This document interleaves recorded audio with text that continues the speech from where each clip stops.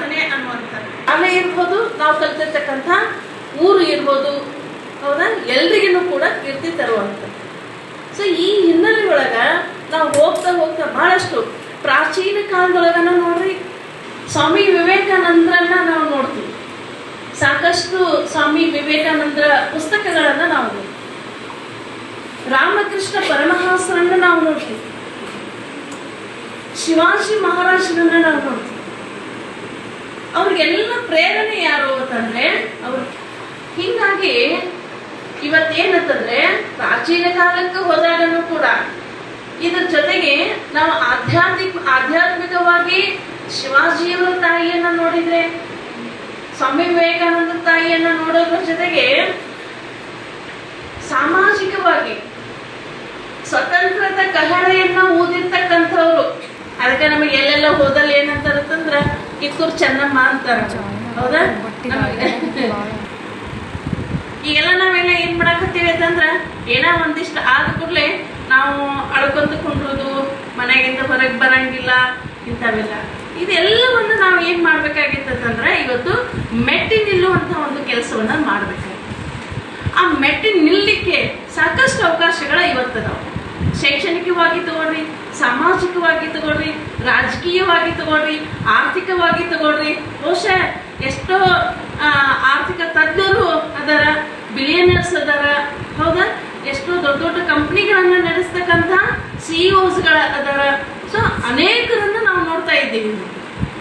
ಇದೆಲ್ಲ ಇದ್ರ ಜೊತೆಗೆ ರಾಜಕೀಯವಾಗಿ ಬಹುಶಃ ಇವತ್ತು ಬಜೆಟ್ಗಳನ್ನ ಮಂಡನೆ ಮಾಡಿರ್ತಕ್ಕಂಥವ್ರು ಇಡೀ ದೇಶದಲ್ಲಿ ನಿರ್ಮಲಾ ಸೀತಾರಾಮನ್ ಅವರು. ಅವ್ರ ಹೆಸರನ್ನ ಕೇಳಿದ್ದೀರಿ, ಹೌದಾ. ಬಜೆಟ್ ಅನ್ನ ಮಂಡಿಸಿರ್ತಕ್ಕಂಥ ಮಹಿಳೆ ನಿರ್ಮಲಾ ಸೀತಾರಾಮನ್. ಇವತ್ತು ನಮ್ಮ ರಾಷ್ಟ್ರಪತಿ ದ್ರೌಪದಿ ಮುರ್ಮು. ರಾಜಕೀಯವಾಗಿ ಅವರ ಜೀವನದ ಕಥೆಗಳನ್ನ ಕೇಳಿದ್ರ ಬಹುಶಃ ಈ ಹಂತಕ್ಕೆ ಬರಕ್ ಸಾಧ್ಯ ಇದ್ದಿರ್ಲಿಲ್ಲ. ಎಲ್ಲರನ್ನ, ಗಂಡನನ್ನ ಕಳ್ಕೊತಾರ, ಮಕ್ಕಳನ್ನ ಕಳ್ಕೊತಾರ. ಆ ಎಲ್ಲ ನೋವುಗಳ ಮಧ್ಯೆ ಅವರು ಮೆಟ್ಟಿ ನಿಂತು ಇವತ್ತು ನಮ್ಮ ಭಾರತದ ಸರ್ವೋಚ್ಚ ಪದವಿ ಯಾವುದು ಅಂತಂದ್ರೆ ರಾಷ್ಟ್ರಪತಿ. ಆ ರಾಷ್ಟ್ರಪತಿ ಹುದ್ದೆಯನ್ನು ಅಲಂಕರಿಸಿರ್ತಕ್ಕಂಥವ್ರು ದ್ರೌಪದಿ ಮುರ್ಮು ಅವರು. ಹಿಂಗೆ ಹೇಳ್ತಾ ಹೋದಾಗ ಅನೇಕ ಘಟನೆಗಳು ನಮ್ಮ ಎದುರಿಗೆನೆ. ಇವತ್ತು ನಾವೆಲ್ಲ ಪ್ರೈಮರಿ, ಹೈಸ್ಕೂಲ್ನಲ್ಲಿ ಕರಾಟೆಗಳನ್ನ ಕಲಿಸ್ತಾ ಇದ್ವಿ. ಯಾಕೆ ಕರಾಟೆಗಳನ್ನ ಕಲಿಸ್ತಾ ಇದ್ವಿ? ಹೆಣ್ಣು ಮಕ್ಕಳಿಗೆ, ಗಂಡು ಮಕ್ಕಳಿಗೆ ಅಲ್ಲ. ಅವ್ರಿಗೇನು ಕರಾಟೆ ಅವಶ್ಯಕತೆ ಇಲ್ಲ.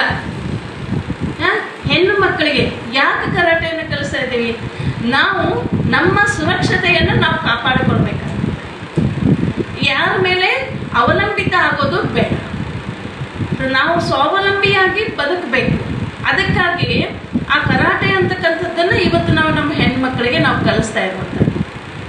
ಬೆಳಗ್ಗೆ ಇವತ್ತು ನಮ್ಮ ಕಾನೂನು ಸೇವಾ ಪ್ರಾಧಿಕಾರ, ಜಿಲ್ಲಾ ಕಾನೂನು ಸೇವಾ ಪ್ರಾಧಿಕಾರ ಒಂದು